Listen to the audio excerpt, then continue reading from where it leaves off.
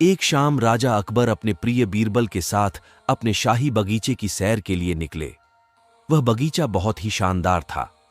चारों ओर हरियाली ही हरियाली थी और फूलों की भीनी भीनी खुशबू वातावरण को और भी खूबसूरत बना रही थी। ऐसे में राजा को जाने क्या सूझा कि उन्होंने बीरबल से कहा, बीरबल, हमारा मन है कि इस हरे भरे बगीचे में हम हरे घोड़े में बैठकर घूमें।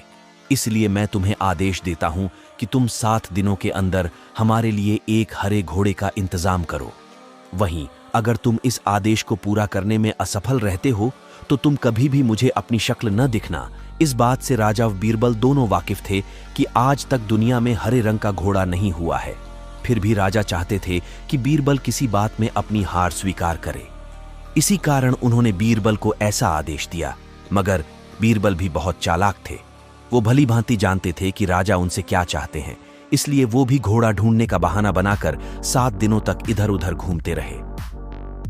8वें दिन बीरबल दरबार में राजा के सामने पहुंचे और बोले, महाराज, आपकी आज्ञा के अनुसार मैंने आपके लिए हरे घोड़े का इंतजाम कर लिया है, मगर उसके मालिक की 2 शर्तें हैं। राजा ने उत्सुकता से दोनों शर्तों के बारे में पूछा।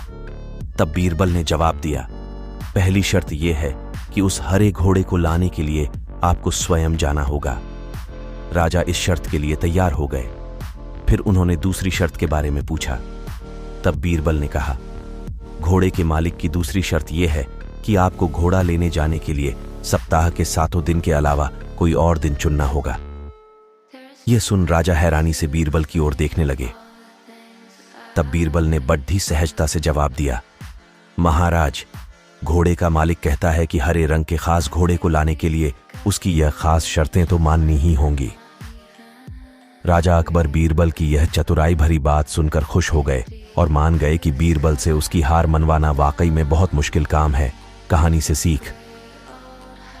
ये कहानी हमें यह सिखाती है कि सही सूझबूझ और समझदारी के साथ नामुमकिन लगने वाले काम को भी आसानी से किया जा सकता है।